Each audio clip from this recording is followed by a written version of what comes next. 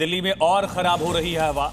आनंद विहार का AQI 400 के पार दर्ज किया गया। दिल्ली के कई इलाकों में इस वक्त AQI 200 के पार है। दिल्ली का ओवरऑल AQI 210 दर्ज किया गया है, लेकिन ये तस्वीरें बयां कर रही हैं कि प्रदूषण की क्या स्थिति है इस वक्त राजधानी में। आपको बता दें कि दिल्ली NCR में आबो हवा खराब हो चुकी है। AQI 400 पहुंच चुका है आनंद विहार। तू इधर उधर की न बात कर, ये बता कि कारवां क्यों लुटा। नियम कानून की लंबी फेहरिस्त, ग्रेप 1, ग्रेप 2, ग्रेप 3, ग्रेप 4। प्रदूषण रोकने के लिए अगर नियमों की बात करें तो पूरी एक मोटी किताब भी खराब है, खाली है, बेकार है।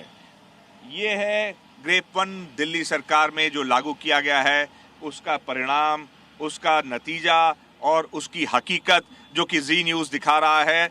ग्रेप 1 के जरिए तमाम जो एंटी स्मोक गन हैं उनको लगाया जाना है, कूड़े कचरे को नहीं जलाया जाना है और प्रदूषण रोकने के लिए कड़ी कार्रवाई करनी है, जो कि जो व्हीकल्स जो वाहन प्रदूषण फैलाते हैं उनको रोकना है। लेकिन देखिए, हम लोग दिल्ली में इस समय खड़े हैं और ये AQI यहाँ पे इस समय एयर क्वालिटी इंडेक्स जो है वो 350 से ऊपर है और ये हकीकत है। ये ऐसे तमाम जगहों पर कचरा जलाना मना है। और अब खबर राजस्थान के बारां से, जहां पुलिस ने हत्या के आरोपियों की शहर में परेड कराई। साथ ही बदमाशों को सख्त संदेश भी दे दिया। सिर मुंडवाकर पुलिस के साथ लंगड़ाते हुए ये 4 बदमाश बारां में मां बेटे की हत्या के आरोपी हैं। पुलिस की टीम इन्हें इसी हालत में साक्ष्य जुटाने पहुंची। इस दौरान आरोपी के हाथों में पट्टियां बंधी दिखी। हत्या के आरोपियों के पीछे बहुत से लोग चलते दिखे। पिछले दिनों बारां के भूल भुलैया चौराहे पर मां बेटे पर गाड़ी चढ़ाकर हत्या कर दी गई थी। जमीन विवाद से जुड़े मामले में मांग बेटे कोर्ट में गवाही देने जा रहे थे। इसी दौरान दोनों की हत्या कर दी गई थी।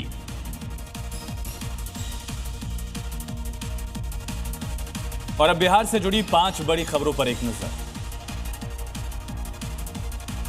बिहार विधानसभा चुनाव को लेकर हलचल तेज। सभी राजनीतिक पार्टियां इन दिनों चुनावी पैंतरे आजमा रही हैं। इस बीच डिप्टी सीएम सम्राट चौधरी तारापुर विधानसभा से नामांकन दाखिल करेंगे। दरअसल बीजेपी ने बिहार चुनाव के लिए 71 उम्मीदवारों की पहली लिस्ट जारी कर दी है। डिप्टी सीएम विजय सिन्हा लखीसराय से और रेणु देवी बेतिया से चुनाव लड़ेंगे।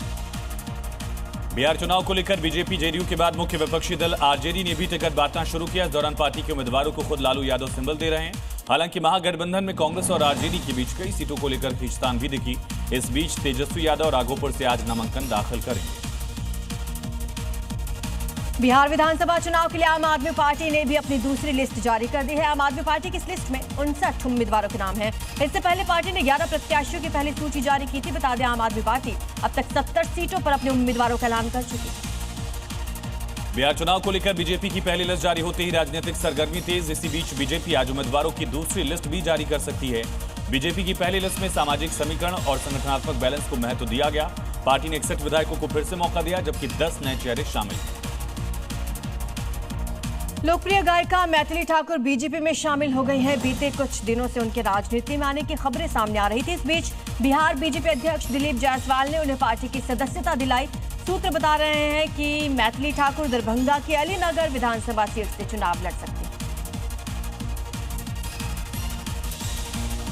और बड़ी खबर गाजियाबाद से, जहां 25,000 का एक इनामी बदमाश गिरफ्तार हुआ। पुलिस की गोली से अफजल घायल हो गया। जवाबी कार्रवाई में घायल हुआ है बदमाश। इसके पास से अवैध तमंचा, कारतूस, बाइक बरामद की गई है। ये तस्वीरें भी सामने आई हैं। एक और आरोपी की गिरफ्तारी हुई है।